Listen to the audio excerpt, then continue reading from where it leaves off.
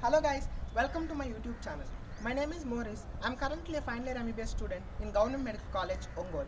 So after completion of my third year MBBS exams, we our friends went to South Karnataka as a part of our trip, and we went to Bangalore, Chikmagalur and Mysore. And finally we came to our college.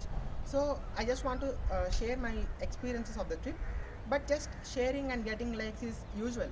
So that's why I want to just ophthalify my trip. That is, I want to add opthal spices to the trip and just post here. So it is not Niladisify again, it is ophthalify. Okay, let's get started. So on the first day we went to Bangalore and in the Lalbagh Botanical Garden. In the Lalbagh Botanical Garden, I have clicked this pic.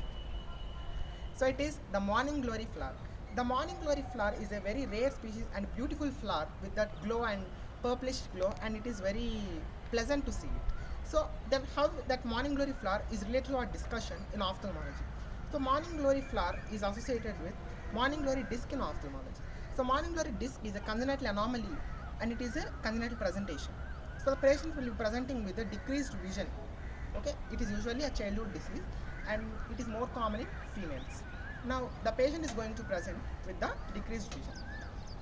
Now the morning glory disc is also associated with the systemic manifestations. These include transsphenoidal encephalocele.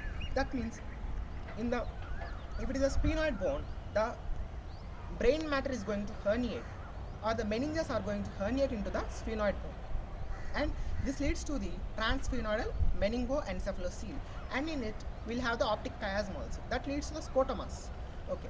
Now also associatively we will have corneal atresias, posterior fossa malformations, heart defects and congenital defects, and ear defects like microtia, nausea, sensorineural hearing loss, etc.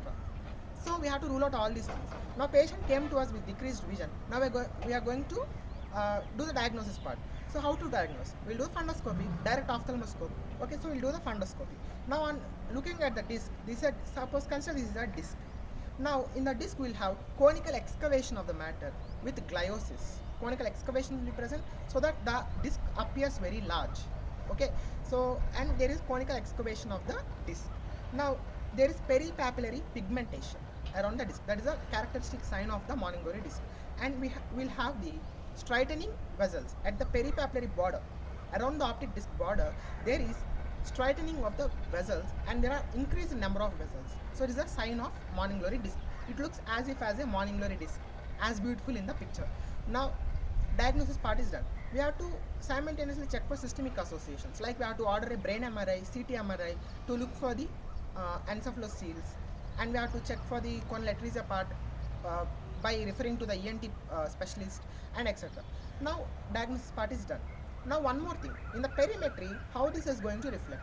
There is a large disc, so in the perimetry there will be enlargement of the blind spot. That is a characteristic sign. One more thing, if there is a transsphenoidal encephalocele with the optic disc chiasm herniation, then it can reflect as a scotomas in the perimetry. So I have to look for it. So with that I want to conclude it. By the way, comment below how headlight in fog appearance is related to our ophthalmology, because next ophthalmification part 2 is based on it. Thank you. Bye bye. Stay tuned.